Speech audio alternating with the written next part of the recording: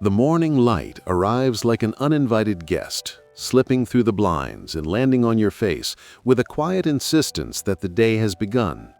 You open your eyes, but something inside you has been awake for hours already, turning over conversations that ended years ago, rehearsing failures that haven't even happened yet, weaving a tapestry of worry so intricate that you mistake it for reality itself.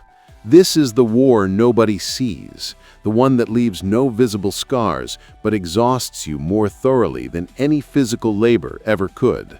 We have become masters of disguise, you and I, wearing the mask of composure while our inner world churns like a sea in a storm.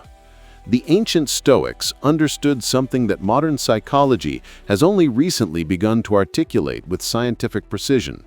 The primary battlefield of human life is not in the marketplace or the Senate or even the home. It resides in that shadowy, flickering space behind your eyes. Marcus Aurelius, who ruled Rome from a camp desk while wars raged on 3 frontiers, wrote in his private journals that our thoughts are not mere reflections of our experience, they are the architects of it. Every emotion that sweeps through you, every decision that shapes your destiny, every relationship that flourishes or withers begins as a single thought, barely perceptible, like the first drop of rain that signals a deluge. Consider the mind as a garden that you've inherited but never tended. The soil is rich with potential, yet it's been left to the mercy of whatever seeds happen to fall. Some are carried by the wind of social media, dropping comparisons into your consciousness. Others are planted by childhood memories, watered by resentment. Still more are sown by the fear-mongering of a culture that profits from your anxiety. Without awareness, you identify with every weed that sprouts. I am this insecurity, you declare. I am this anger. I am this endless loop of self-doubt. But you are not the vegetation. You are the gardener, and you have forgotten you hold the shears. This recognition is where freedom begins, not with positive thinking or forced optimism, but with the simple, revolutionary act of seeing. Real awareness isn't a mystical state achieved through years of isolation on a mountaintop. It's the ordinary miracle of noticing what your mind is doing while it's doing it. When the thought, "I'm not enough," appears, awareness allows you to witness it as an event, not an identity. You become the sky, vast and open, and the thought becomes a weather pattern passing through. It may be a thundercloud, dark and heavy, but it can never be the sky itself. Psychologists call this cognitive diffusion, a clinical term for a profoundly human skill. It's the difference between being caught in a rip current and standing on the shore watching the water move. When you say to yourself, "I'm having the thought that I'm not good enough," you create a sliver of space between observer and observed. In that space, choice becomes possible. The thought doesn't vanish immediately. It may linger. It may even return with reinforcements, but its power to command you has been broken. It has been demoted from absolute truth to mental weather, and you have remembered that you are not the weather. Seneca, the wealthy statesman who lived through the madness of Nero's reign, wrote eloquently about the suffering we manufacture through temporal displacement. We exile ourselves from the only moment that actually exists, the present, and sentence ourselves to hard labor in the prisons of memory and imagination. The past becomes a museum of horrors we revisit daily, touching each wound to make sure it still hurts. The future transforms into a house of mirrors where every reflection is a distorted catastrophe. We suffer, as Seneca observed, not once, but infinitely, multiplying a single pain into a lifetime of torment. Letting go is not a dramatic gesture of renunciation. It's not about forgetting the betrayal or pretending the loss didn't wound you. True release is quieter, more subversive. It's the moment you realize that clutching that burning coal of resentment isn't harming the person who hurt you, it's charring your own palm. The first person damaged by your bitterness is always yourself. Forgiveness in the Stoic sense, is not a gift you offered to the undeserving. It's a debt you cancel for your own solvency. Your mind is not a storage unit for pain. It's a flowing river, and you've built a dam made of old griefs, anxieties, and grudges. The water has become stagnant and poisonous. Letting go means removing one stone at a time, allowing the current to move again, trusting that it will carry away what you no longer need. The inner critic is perhaps the most cunning resident of this cluttered mental space. It doesn't speak in the voice of your enemies, but in your own accent, making it uniquely persuasive. It whispers its poison at 3 a.m. when you're most vulnerable, presenting evidence of your inadequacy with the authority of a prosecutor at a trial where you've already been condemned. This voice is not truth. It's a defense mechanism gone rogue, a primitive alarm system that never learned to distinguish between real danger and imagined failure. It speaks in absolutes, always, never, too late, not enough, because nuance is its enemy. When you confront this voice, you must not make the mistake of arguing with it. To argue is to grant it legitimacy, to enter the arena on its terms. Instead, approach it as Marcus Aurelius approached the challenges of empire, with the dispassionate curiosity of a naturalist studying an interesting but ultimately insignificant creature. Ah, you might say, there's that thought again. How fascinating that it still believes it can command my attention. Ask it gently, is this helpful? Is this true? Does this thought make me more capable of virtue, of courage, of kindness? When the answer is no, and it is always no, let it dissolve like sugar in rain. You're not silencing it through force, you're starving it through neglect. Stillness is the forge where this new relationship with your mind is tempered. The Romans called it Ataraxia, a state of imperturbability that isn't numbness, but profound clarity. Marcus Aurelius found it not in the quiet countryside, but in the thunderous chaos of military campaigns, stealing moments before dawn to write his meditations. He discovered that the soul contains a chamber that no external noise can penetrate, but you must first believe it exists and then practice finding the door. This isn't meditation as performance or spirituality as status symbol. It's the raw, unglamorous work of sitting with yourself when every impulse screams for distraction. Begin with 10 minutes. This will feel like an eternity. Your mind will rebel, presenting urgent errands, brilliant ideas, and forgotten memories with the desperation of a child seeking attention. This is normal. This is the process. Don't wrestle the thoughts into submission. Let them exhaust themselves.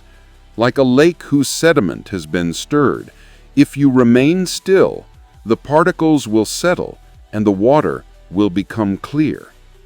In this clarity, you don't find emptiness, you find yourself. Not the self constructed from social roles and other people's expectations, but the observing self, the one that has been present for every moment of your life, yet remains unchanged by any of them. This internal transformation inevitably reshapes your external world, but not in the way self-help gurus promise. Your circumstances may remain precisely the same.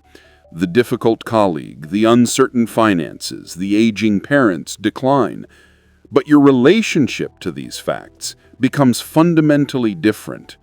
A mind that is no longer at war with itself can meet any challenge with proportion and grace.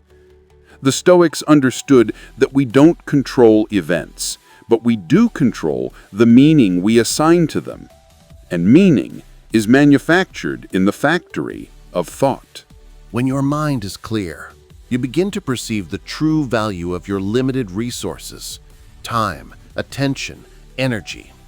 These are not infinite. Every moment you spend rehashing an ancient argument is a moment stolen from the present, where life is actually happening. Every drop of attention you pour into worrying about a future that may never arrive is attention diverted from the person sitting across from you, the work before you, the breath moving through you. A clear mind is frugal with its focus, investing it only in what can be acted upon now. It doesn't waste energy on the theater of the mind, where dramas are written, rehearsed, and performed for an audience of one. There's a story about a stonemason in ancient Athens carving a block of marble for a temple. A passerby asked him, "How do you endure the monotony of striking the same stone day after day?" The mason paused, his chisel still in hand, and replied, "I don't hear the hammering anymore. I hear the shape emerging." The noise was never the work. It was just the sound of the work being done. Your thoughts are that hammering. They make a tremendous racket, but they are not the work of your life. The work is what you do with your hands, how you love with your heart, how you show up with your whole presence. When you focus on the sculpture you're becoming, the noise becomes background, then fades entirely. This is the promise of mental mastery. Not that you will never experience pain, but that you will never again mistake a thought for a catastrophe. Not that you will achieve perpetual happiness, but that you will achieve perspective, the ability to hold even the most intense emotions in the container of awareness without being spilled by them. The Stoics called this the view from above, the capacity to see your life with the same detachment you might view a city from a mountain peak.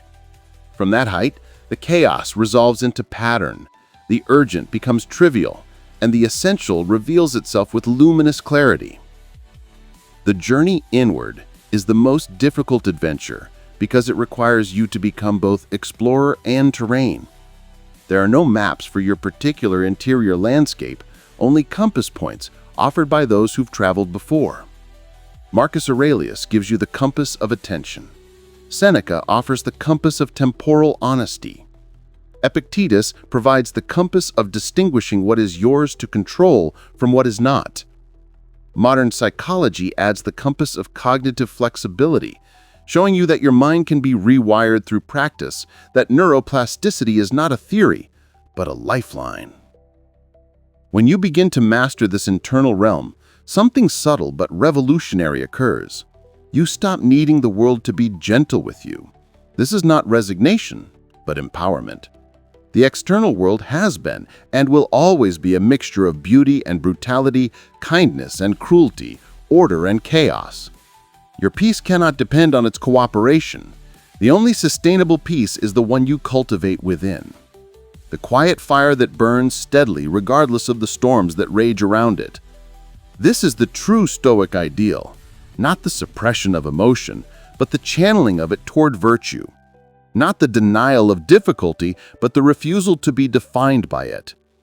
So when you find yourself again in that morning fog, when the thoughts come fast and heavy, remember that you are not their victim, you are their witness.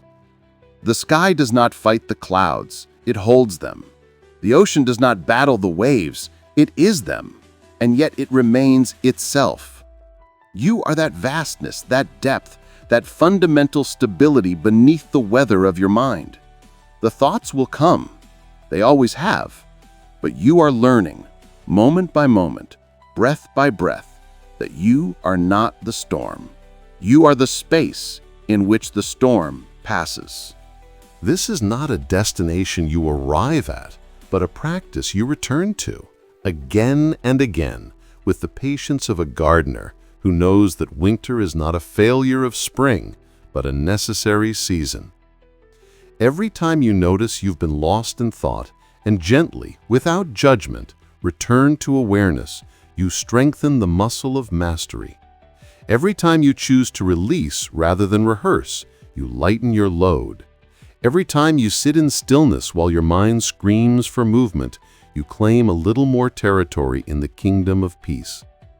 The world will continue its noise, the past will offer its wounds, the future will dangle its uncertainties, but you are becoming the sovereign of your own attention, the curator of your own consciousness, And in that sovereignty lies a freedom no external power can grant, and no external circumstance can revoke. This is the Stoic promise, the psychological principle, and the human possibility. That the quietest place in the universe is not in some distant galaxy, but in the center of your own chest, when you have learned to sit still enough to hear the silence that was always there, beneath the thoughts, beneath the feelings, beneath the very idea of you. That silence is not empty. It is full of everything that matters.